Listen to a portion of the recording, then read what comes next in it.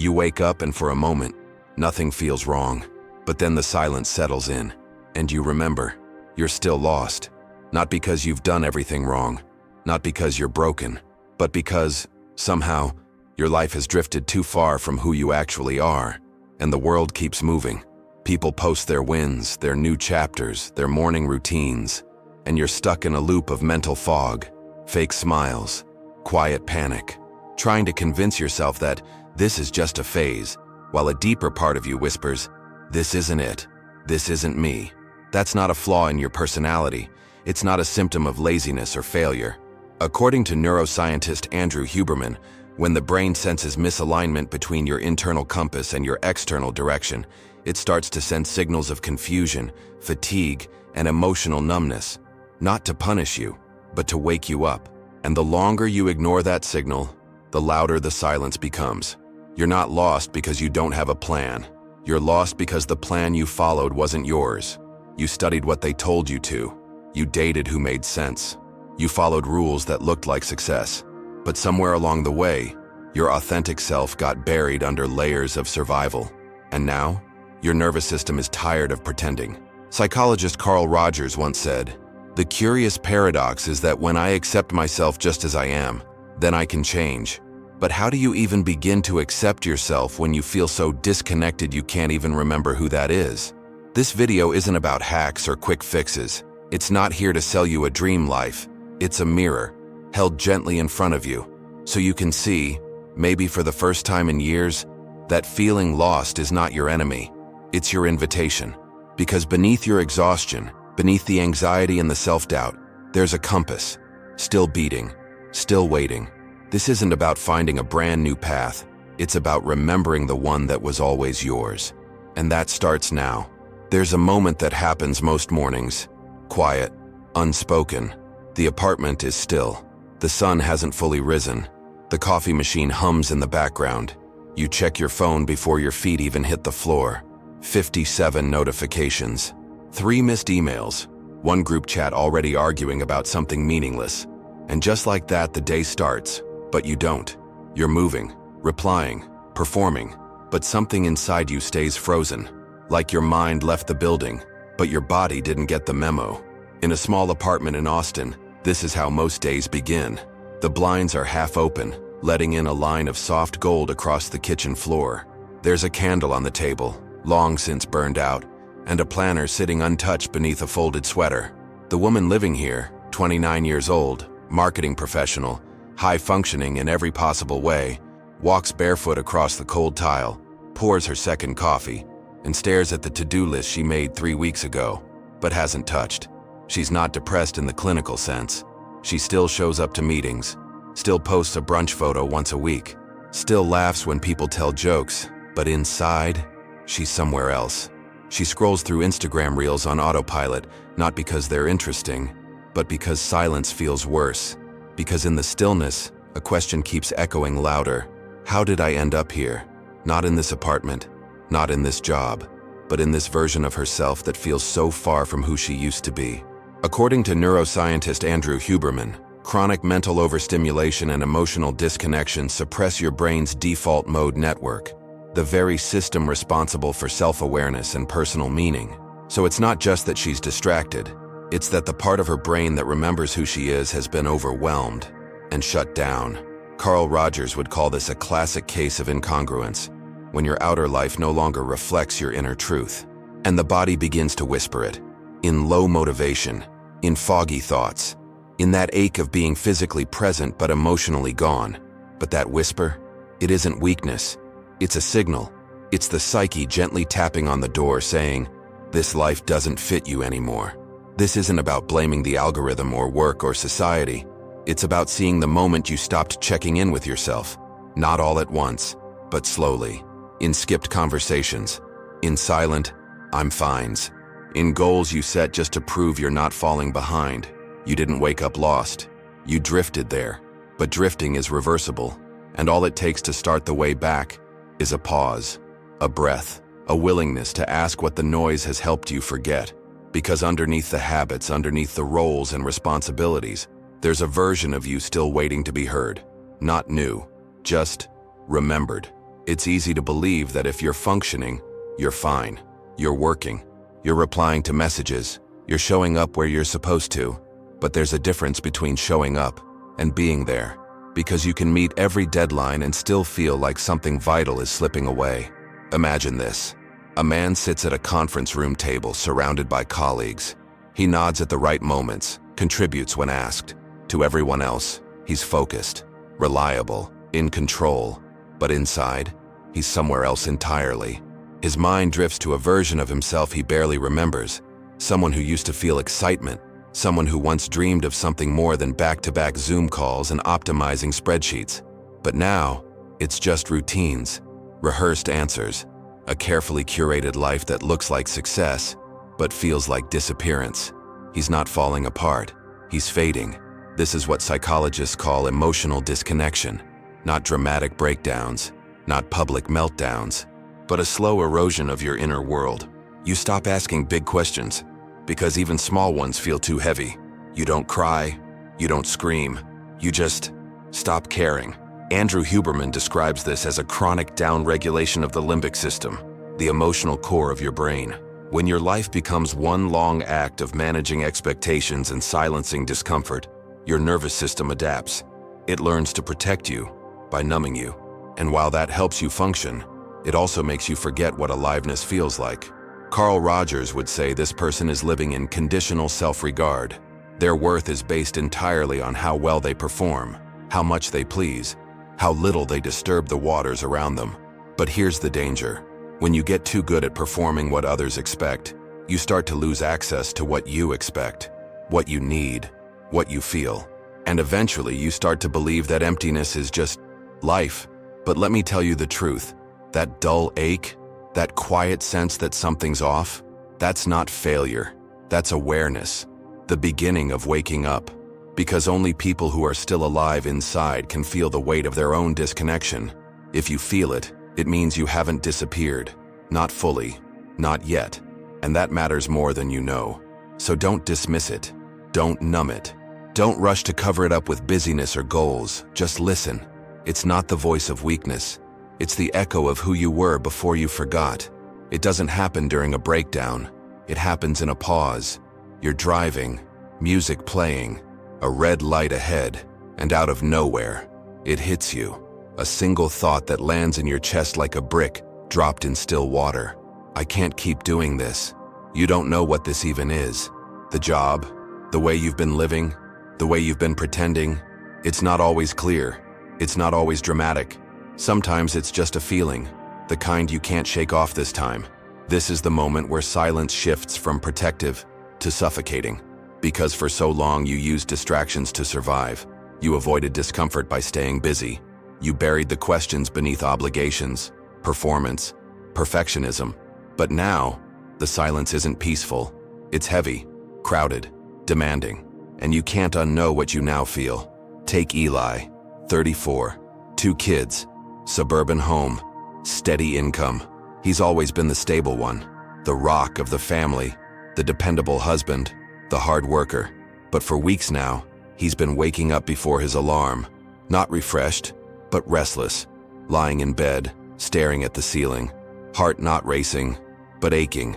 He gets the kids ready, commutes in traffic, smiles at co-workers, and no one sees the war behind his eyes. He's not suicidal. He's not falling apart. He just feels like he's not in his own life anymore. And one morning, sitting alone in his parked car, he says it out loud for the first time. I don't know who I am. Not in a dramatic voice, not in tears, just truth. Raw, quiet, unavoidable. According to Andrew Huberman, this type of existential dissonance activates a survival response in the prefrontal cortex. Not because you're in physical danger, but because your psychological identity is now being threatened. And when your identity no longer aligns with the life you're living, your brain sends warning signals, fatigue, emotional detachment, lack of joy, not to punish you, but to force a reset. It's not burnout, it's a callback to truth. Carl Rogers called this the crack in the facade, the moment the performance slips and the real self begins to whisper again. But here's the thing, that whisper doesn't give you a full plan. It won't hand you a new purpose, or solve the chaos in one epiphany. It just says, enough. Enough faking. Enough hiding. Enough avoiding your own reflection. This is not the part where you fix everything. This is the part where you stop running. And that alone is radical. Because when the silence becomes too loud, you can either numb it or you can answer it. And that answer? It doesn't have to be loud. It just has to be real. The hardest part isn't rebuilding. It's listening. Because when you've spent years performing, adapting, silencing what doesn't fit, you start to forget what your real voice sounds like. Not the voice you use in meetings, not the one you use on first dates, not the version of you that always says, "I'm good," but the one underneath, the one that doesn't care about sounding impressive, only about being honest. This is where most people get stuck. They feel the ache, they sense the disconnect. But when they finally get quiet enough to listen, they hear nothing, just static, just fog, just the echo of too many years ignoring what was true. But here's the truth. Your voice isn't gone. It's buried. And the only way to find it is to stay. Stay in the silence. Stay through the discomfort. Stay long enough for the noise of the world to fade, so your real self can speak again. Picture this. A small park bench, mid-afternoon, leaves flickering in the breeze. A man in his early 40s sits alone. No headphones, no phone, just stillness. He doesn't look like he's meditating. He's not journaling. He's not posting about self-care. He's just there, breathing, thinking, feeling a kind of ache he can't name, but also doesn't want to run from anymore. He doesn't know exactly what he wants from life, but he knows what he doesn't. This numbness, this drift, this distance from his own heartbeat. That moment, that's the beginning. Not when he changes careers, not when he finds some grand purpose, but when he chooses to stop lying to himself. According to Huberman, the nervous system can't regulate what it doesn't recognize. Meaningful change only happens when you create space for emotional signals to surface, without rushing to label, fix, or monetize them. This is why reconnection doesn't begin with clarity. It begins with attention. Carl Rogers believed that unconditional self-regard is the soil where real growth happens. But unconditional doesn't mean easy. It means sitting with parts of yourself that are scared, unfinished, messy, and listening anyway. So if you've been feeling empty, not because there's nothing there, but because you forgot how to access it, this is the moment to come home, to sit with the static, to breathe through the absence, and to trust that what's real doesn't shout. It waits. Waits for the day you stop running long enough to finally say, "I'm listening." And maybe for the first time in years, you'll hear something true. It doesn't come with trumpets. It doesn't announce itself in capital letters. But once you start hearing yourself again, truth has a way of pointing, not with urgency, but with clarity. At first it's subtle, a small discomfort in the middle of a conversation, a resistance to saying yes when everything in you wants to say no. An internal pull, not dramatic, but undeniable. That's not anxiety. That's your compass waking up. You begin to notice what drains you, what dims you, what no longer feels like yours. And even if you can't change everything overnight, you can no longer pretend not to see it. That's the shift. Not a grand transformation, but the quiet refusal to betray yourself one more time. There's a woman in Portland, early 30s, works in digital strategy. Every Sunday she goes to the same cafe to get her life together. Laptop open, planner out. Another $6 oat milk latte by her side. But last week she didn't open her planner. She just sat there, watching people pass by, noticing the breeze, feeling her own breath. And for the first time in months, she didn't feel like a ghost inside her body. She didn't have a plan, but she had a knowing. I don't want to keep living like this. That was it. No announcement, no life overhaul, just honesty. And sometimes, that's enough to change your entire direction. Andrew Huberman explains that when the nervous system begins to regulate, through stillness, breath, mindfulness, it creates space for executive clarity, your ability to perceive what's right for you, not what's expected. But here's the paradox.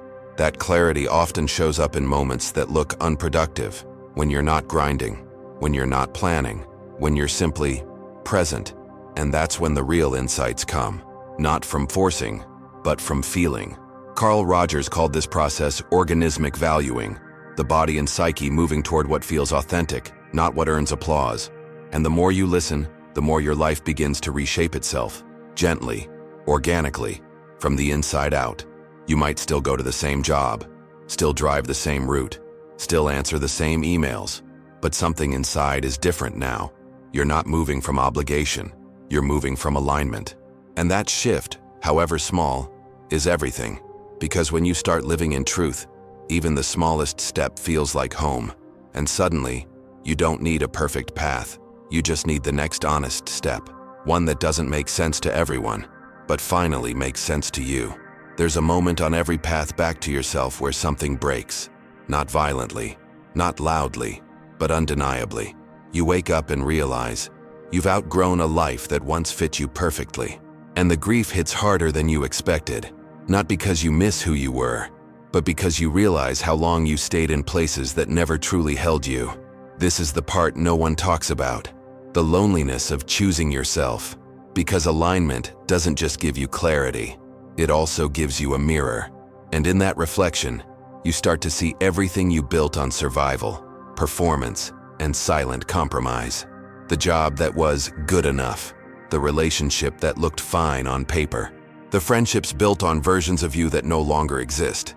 You see them, you feel the dissonance, and now, you can't unsee it. There's a man in Chicago, 36, works in sales. For years, he's been the guy everyone counts on. The sure thing, solid, stable, always shows up. But over the past few weeks, he's been avoiding happy hours, staying quiet in meetings, spending more time walking by the lake alone. He hasn't had some dramatic realization, just a quiet unraveling. He looks at his life and thinks, I built all of this, but none of it feels like me anymore. That thought doesn't come with rage. It comes with mourning, because letting go of what was never yours still feels like a loss. According to Andrew Huberman, major life shifts create neurobiological friction. Your brain resists change, even when that change is healing. Why? Because predictability feels safe, even when it's suffocating. And so the body grieves. Not just for people or places, but for the identity tied to them. Carl Rogers spoke of this too. He said that the path to authenticity often feels like death before rebirth. You must face the fear of disappointing others in order to stop abandoning yourself. But here's the hidden truth. Not everything you lose is a tragedy. Sometimes it's a return to boundaries, to clarity, to integrity. Letting go isn't about becoming heartless, it's about becoming whole. And wholeness asks one thing of you. Stop carrying what doesn't belong to you. The roles you never chose, the dreams that weren't yours, the expectations that hollowed you out. You are allowed to put them down now, because what you let go of creates space for what is real. And in that space, you'll find something softer, quieter, truer. Not everything you walk away from is a loss. Some things are just weight. Healing isn't loud. Realignment isn't dramatic.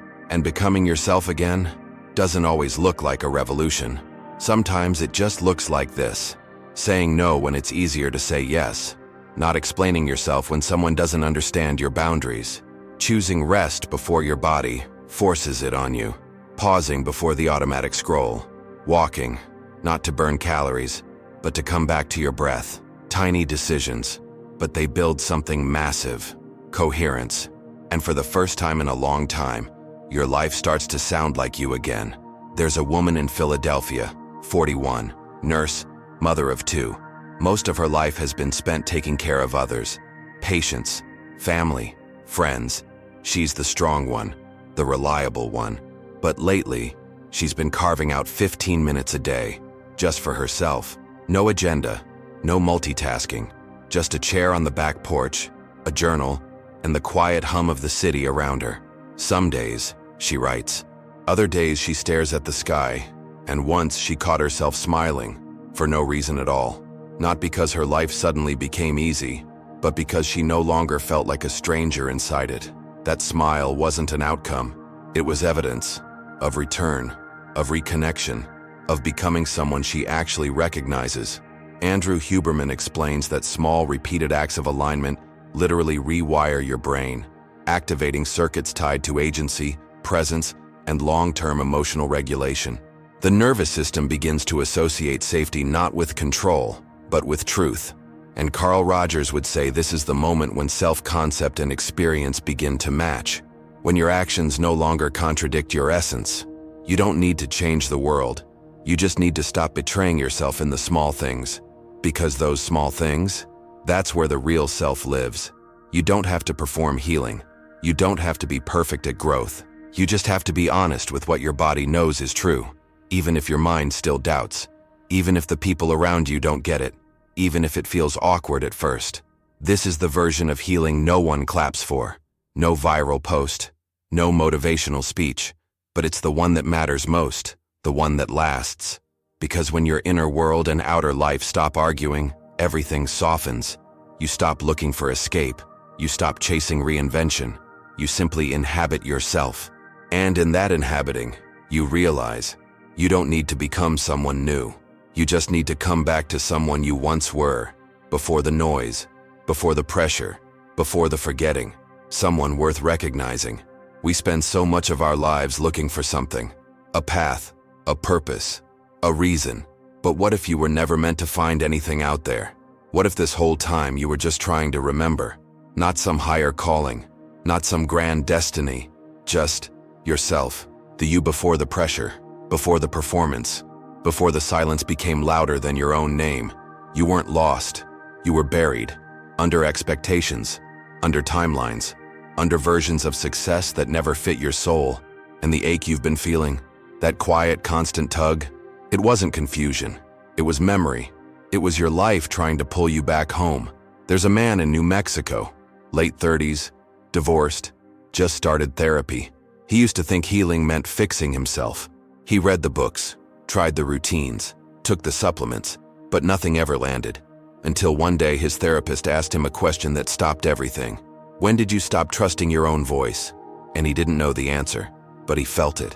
Felt the exact moment in his past where he started choosing silence over truth, comfort over coherence. And for the first time in years, he didn't run from that feeling. He sat with it, let it hurt, let it speak. And that was the real beginning. Not becoming someone better, but becoming someone real. Andrew Huberman often talks about neuroplasticity, the brain's ability to change, adapt, recover. But what he emphasizes most is that this change doesn't require massive external shifts. It requires internal permission. Permission to slow down. Permission to feel. Permission to no longer perform for a life you don't want. Carl Rogers said the curious paradox is that only when we accept ourselves as we are, can we truly change. And now, maybe for the first time, you're ready to stop resisting the person you've always been. You don't need a map. You need remembrance. The kind that doesn't come from answers, but from presence. The kind that doesn't scream, but waits patiently at the edges of your silence. So if you still feel a little lost, a little unsure, it's okay. That's just the fog clearing. That's just your system adjusting to the weight of finally being seen by you, because you were never directionless, just disconnected. And now that you're listening again, you'll find your way back, not by chasing anything, but by becoming someone you no longer need to run from. You are not broken. You are remembering. And that's the most important journey of all. So maybe you don't have a 5-year plan. Maybe you're still waking up with questions, still unsure what tomorrow looks like. That's not failure. That's aliveness. Because the people who feel lost are often the ones still searching for something real. And the ones who drifted are usually the ones who once knew exactly where they belonged and just need to find their way back. If you felt like your mind was misaligned, like your thoughts don't match your life, maybe it's not your mind that's broken. Maybe it's your life that's been built around everything but your truth. And the most radical thing you can do now is listen. Not for advice, not for permission, just listen. To the part of you that never stopped whispering. To the version of you that never needed to be fixed, only remembered.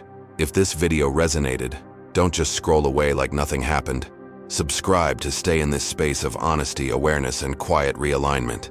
We make videos for people who feel deeply, who think too much, and who are learning to live more truthfully, not louder, but truer. Leave a comment below. Tell me what part of you you're starting to remember. Say it out loud. You'd be surprised what that does. And if someone in your life is quietly fading, send this to them. Let it be their mirror. Let it be their beginning. Your path was never gone. It was just waiting for you to come back. And now, you are. Welcome home.